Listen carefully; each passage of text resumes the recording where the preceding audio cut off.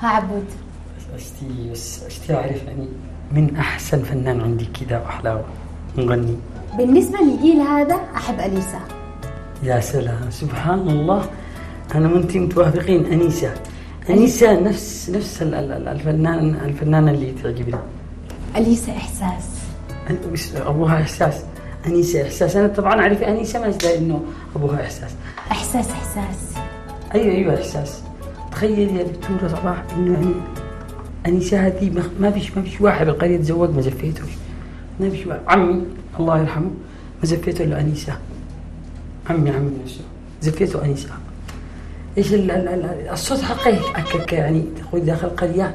سبحان الله ما بشعرش صوت الا وانيسة تشرفنا.